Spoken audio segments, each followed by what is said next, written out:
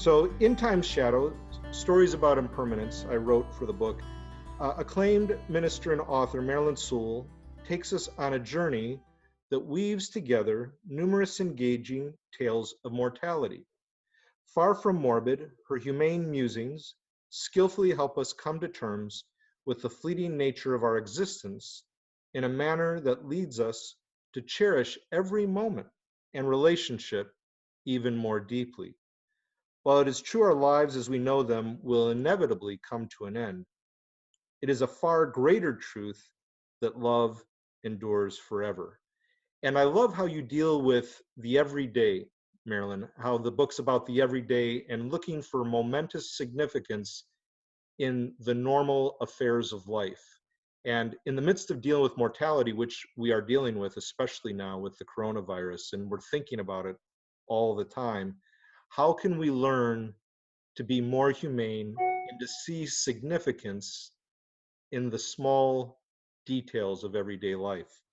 So with that, I'm going to ask a question of Dr. Sewell to get things going.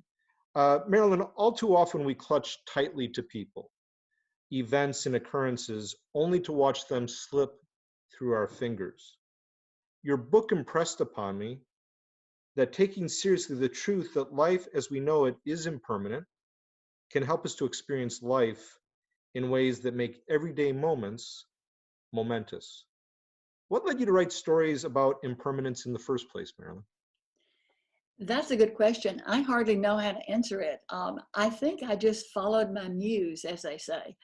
I've never written any fiction before. I'm basically known for writing sermons and then nonfiction, essays, books.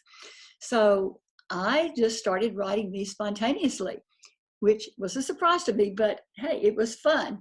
I started writing short, ironic stories. And then I discovered Lydia Davis, who's a master of this kind of work, and others who write these very short pieces. And I realized, okay, I'm in a literary genre that's emerging now. And so that was exciting. So yeah, I did that, not by any plan or anything, just where I was led, Paul. Hmm. So you did follow your internal muse, so to I speak. did, I Yes. did, I did. And again, you've only written works of nonfiction. There's actually a movie about your life story, Raw Faith, that I encourage viewers to watch. And I always tell people the song for the movie is by Sheryl Crow. So if I recall correctly, that's the case, right? Yes, yes, that was really exciting when she volunteered to write a Yeah, song for our movie. I bet. So, but again, this is the first work of nonfiction, or sorry, Fiction. of fiction that you've done. But it, as much as it's fiction, it really comes alive as if it might even be your life in certain respects. It really is. It doesn't come across as fiction to me in the sense of like detached uh, fantasy type of nonfiction work. It really comes close to home, and I know the best kind of fiction does that. Well, where would writers get their ideas and their stories except from their own lives, right? So Exactly. of course, Yeah. what I would do is I might have an experience or I might hear a story, and then I would begin writing about that, and then I would see where that took me, and Mm. then the imagination takes over, and then the story may go in a different place than I ever thought it might.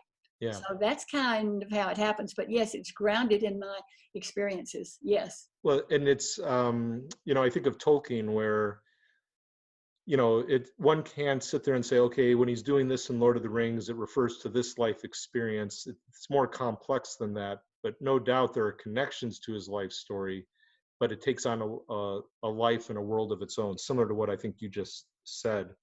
Um, so having said that, what led you to write this book in this unique literary genre? In your estimation, did the treatment of impermanence require a variety of short literary forms, as is said in the summary of the book? Yeah, I don't know that the subject matter required a variety of literary forms, but again, I'm listening to whatever this voice is that's feeding me the story.